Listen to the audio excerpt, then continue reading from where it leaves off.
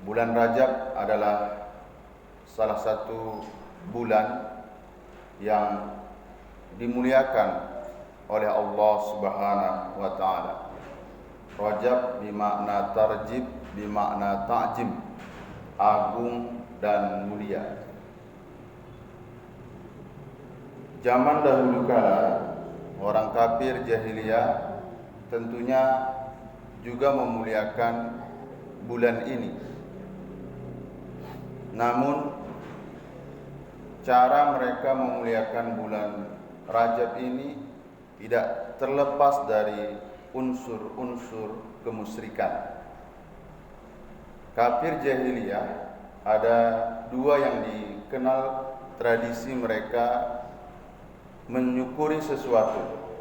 Pertama, ada yang dikenal dengan fara'ah. Fara'ah itu ketika mereka beternak dan ternaknya itu melahirkan, maka kambing atau onta yang pertama kali lahir itu ketika ia besar dan sudah layak untuk dimakan, mereka akan menyembelihnya, disembelih. Tapi sesembelihan ini bukan untuk mendekatkan diri kepada Allah, justru menjauhkan dengan memuja-muja patung-patung yang ada di Ka'bah.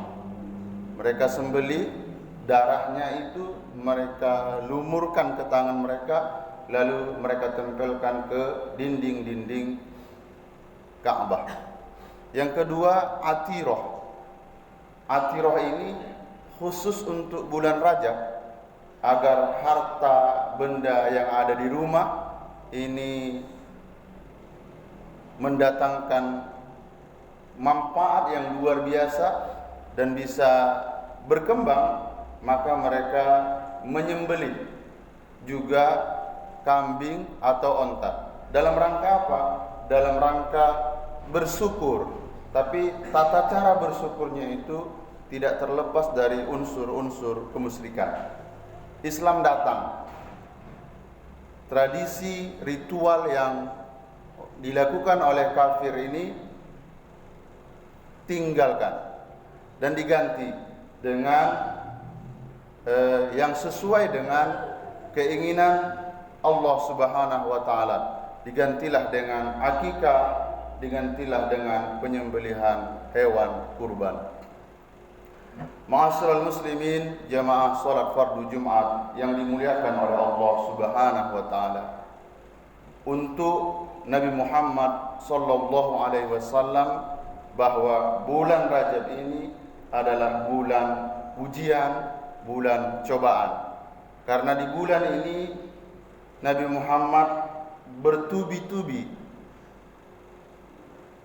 diterpa oleh ujian-ujian, sehingga pada saat itu Rasul mengalami betul kesedihan-kesedihan, dan sampai tahun itu dinamakan dengan Amul Huzni, tahun duka cita. Yang pertama, meninggalnya istri beliau, Khadijah. Meninggalnya Khadijah ini pukulan kepada Nabi Muhammad sallallahu alaihi wasallam, karena semenjak menikah seluruhnya Aisyah mengorbankan semuanya untuk baginda Rasulullah sallallahu alaihi wasallam. Bukan hanya pikirannya, bukan hanya fisiknya untuk menjamu para sahabat-sahabat yang datang pada saat itu, bahkan hartanya. Orang yang paling dekat dan dicintai oleh baginda Rasulullah sallallahu alaihi wasallam yaitu Khadijah. Tapi boleh kita cek, tidak ada satu hadis pun yang diriwayatkan an Khadijah, padahal beliau adalah istrinya. Kenapa? Karena tidak ada waktu santai, karena tidak ada waktu yang yang sia-sia. Jadi setelah menikah itu dengan Khadijah, rumah itu tidak pernah sunyi, selain digunakan untuk fasilitas dakwah. Bahkan pernah juga di masa Rasulullah dengan Khadijah itu diboikot selama 3 tahun. Harga air itu lebih mahal karena pada saat itu air Zam-Zam itu belum dibeli oleh Utsman. Selama 3 tahun itu di backup oleh 3 orang. Pertama Utsman bin Affan, yang kedua Abu Bakar, yang ketiga Khadijah. Terakhir, penderitaan yang sungguh luar biasa, sempat anaknya Fatimah itu meminum ASI yang keluar bukan ASI, tapi ASI yang sudah bercampur dengan darah. Begitu. Ketika Rasul menyapa Khadijah, "Ya Khadijah, tak usah lagi layani aku. Biar saya yang mengurus kebutuhan saya. Saya yang mengurus makan saya yang mengurus minum saya." Apa kata Khadijah? "Ya Rasulullah, kita tinggal dunia. Tidak ada masa untuk santai, tidak ada masa untuk rekreasi. Nanti ya Rasulullah, ketika kita di surga, di sanalah tempat kita nanti rekreasi dan menikmati apa yang sudah kita lakukan semasa hidupnya." Ma'asyiral muslimin, jamaah salat fardu Jumat yang dimuliakan oleh Allah Subhanahu wa taala. Setelah Nabi Muhammad hijrah ke kota Madinah, suasana tenang, Rasulullah sebagai pemimpin, perekonomian juga sudah makmur. Rasul sedikit di satu hari termenung dan memanggil Khadijah. "Khadijah, Khadijah, Khadijah." Khadijah sudah meninggal. Didengar Aisyah. Jadi Rasulullah itu tidak pernah menikah untuk istri yang kedua dan selanjutnya ketika masih ada Khadijah. Setelah Khadijah meninggal, barulah ia menikah. Apa kata Aisyah? "Ya Rasulullah, begitu cintanya engkau kepada Khadijah yang tua itu, sementara saya ada di samping. Tak usahlah lagi ingat Khadijah yang tua itu." Biasa, cemburu istri kedua. Rasul dengan tenang dan santai menjawabnya, "Ya Aisyah, tidak perlu kau cemburu dengan Khadijah. Khadijah adalah orang yang pertama beriman kepada aku. Khadijah orang yang pertama membackup seluruh dakwahku, di mana pada saat itu tidak ada yang mau. Khadijah pada saat itu yang melindungi aku." Jadi secara eksplisit Rasul ingin mengatakan kepada istri tercintanya Aisyah, "Ya Aisyah, masamu dengan masa Khadijah beda. Masamu sekarang sudah nyaman, seluruhnya nyaman. Di masa Khadijah itu memang sangat menyulitkan sekali. Semua orang tidak ada yang percaya kecuali istriku. Jadi tidak pantas ya Aisyah engkau cemburu dengan Khadijah." Mulai saat itu Aisyah tidak pernah menyinggung-nyinggung dan cemburu ketika Rasul memanggil istri pertamanya, kalaupun Khadijah sudah meninggal dunia. Yang kedua, meninggal pamannya. Kita biasa saja mendengar orang meninggal paman, pakcik, tapi ini beda. Rasulullah itu dibesarkan pamannya. Dia punya paman 10.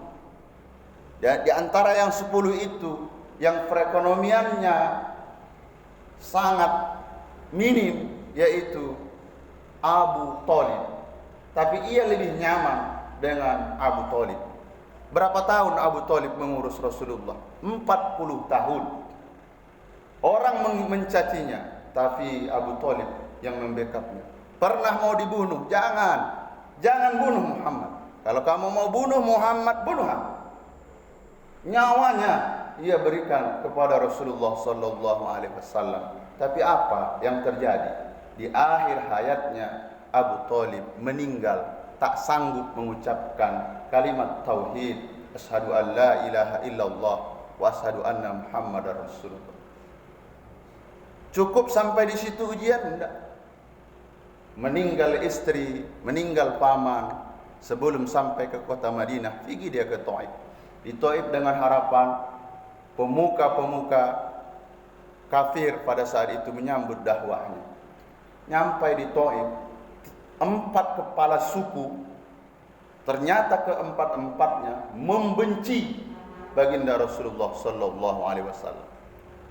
Keempatnya memerintahkan kepada warganya, ambil kotoran onta yang kering, ambil kerikil-kerikil, ambil tulang-tulang. Nanti Muhammad datang, lempar. Dilempar Nabi Muhammad dengan kotoran onta, masih santai dia. Dilempar dengan tulang-tulang, santai. Dilempar dengan kerikil-kerikil, kena pelipisnya. Oh, di situ tersungkur Nabi Muhammad. Dia angkat tangannya, ya Rob, ya Rob. Allah hanya ingin mengajarkan saja. Ya Allah, dulu mereka segan sama saya. Dulu mereka menghormati saya. Kenapa? Karena ada istriku yang membackup seluruh kebutuhanku, terutama yang berhubungan dengan materi. Dulu mereka tidak berani mencaciku seperti ini, memperlakukanku seperti ini, karena mereka segan dengan pamanku. Ya Rob, ilaika asku do'fi kuwati. Sekarang tak ada lagi. Tak ada lagi. Tempat pengaduanku hanya saja. Hanya engkau saja ya Allah. Cuman engkau saja. Istriku sudah tidak ada, pamanku sudah tidak ada. Otokritik untuk kita semua. Ketika kita datang ke satu daerah, ingin ceramah. Ketika ada kawan-kawan kita yang berpenampilan tak baik, tak elok, melakukan perbuatan yang tidak baik, kita ajak. Sudah pernahkah kita diusirnya? Sudah pernahkah kita dilemparnya sama kotoran atau batu-batu? Tidak. Rasul mengadu. Emosi Jibril, ya Rasul, biar aku balaskan. Kata Rasul, tak usah. Nabi Nuh itu hebat, sabarnya hebat, umurnya hampir 1000 tahun. Tapi sabar ada batasnya Nabi Nuh. 950 tahun. Di usia 950 tahun itu tidak kurang yang memeluk agama Allah. Tak lebih dari 15 orang, bahkan kurang. Oh, mengamuk Nabi Nuh. Ya Allah, hancurkan kampung ini, hancurkan warganya, tidak ada lagi ini. Dikabulkan Allah. Nabi Yunus mengajak ke jalan Allah. Tak sabar dia, tak sabar melihat umatnya ditinggalkannya. Sampai di tengah lautan, dicampakkan ke sungai, ke laut, dimakan ikan. Tak sabar. Tapi untuk Muhammad diusir, dia tetap, ya Rabb, ilaika asku do'fi kuwati. Ma'asyiral muslimin, jamaah salat fardu Jumat yang dimuliakan oleh Allah Subhanahu wa taala. Ini bulan yang agung dan mulia, bulan cobaan. Bagaimana cara mengisinya? Isilah dengan ibadah-ibadah yang positif, tingkatkan mulai bulan ini. Sebab Rajab ini ibarat menanam benih, Sa'ban itu merawat agar benih itu nanti bisa berbuah.